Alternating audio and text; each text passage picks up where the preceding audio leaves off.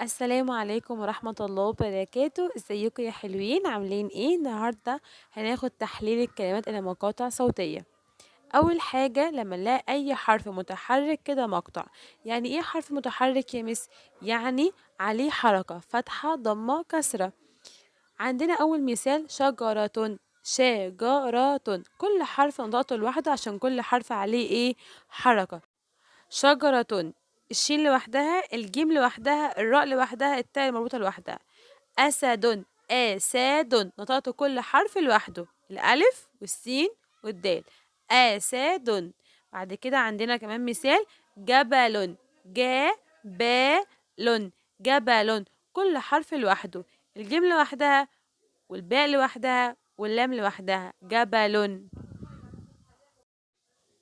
تاني حاجة معانا عشان نحلل إلى مقاطع صوتية، إن لما يكون عندي حرف متحرك زائد حرف ساكن كده مقطع. يعني إيه متحرك؟ قلنا يعني إيه متحرك؟ يعني عليه حركة. أما يعني إيه ساكن؟ ساكن يعني عليه سكون. طيب يبقى حرف ساكن زائد حرف متحرك كده مقطع مع بعض. مثلا عندنا كلمة بنت، بن، الباء مع النون، بعد كده التاء لوحدها، بنت. طفل، الطاء مع الفاء واللام لوحدها. نملة، النون مع الميم واللام لوحدها والتاء المربوطة لوحدها. يبقى احنا كده فهمنا ان لما يكون عندي حرف متحرك زائد حرف ساكن كده عندي مقطع. تالت حاجة معانا لما يكون عندنا حرف ممدود زائد حرف المد. حروف المد 3 اللي هي الألف والواو والياء. يبقى حرف ممدود زائد حرف مد كده مقطع. طيب عندنا كلمة عامل، عامل، نطقت العين مع الألف، المد مع الممدود، والميم لوحدها واللام لوحدها، عامل.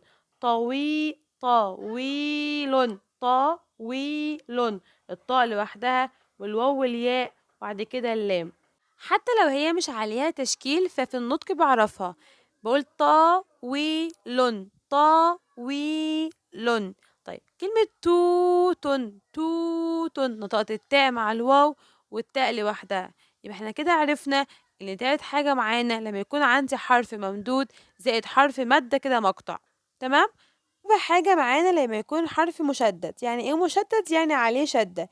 يحلل الحرف إلى حرفين، الأول ساكن والثاني متحرك. يعني ايه ساكن؟ يعني عليه سكون، والتاني عليه حركة. كلمة أمي، أنا نطقت هنا الميم مرتين عشان الميم عندها ايه؟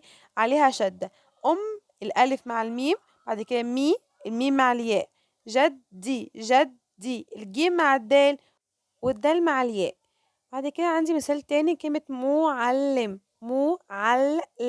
نطقت هنا عندي اللام مرتين، الميم لوحدها والعين مع اللام واللام لوحدها بعد كده الميم. يا رب يكون الدرس سهل ومفيد واستفدتوا مني، ولو استفدتوا مني فعلوا الجرس واشتركوا في القناة بتاعتي.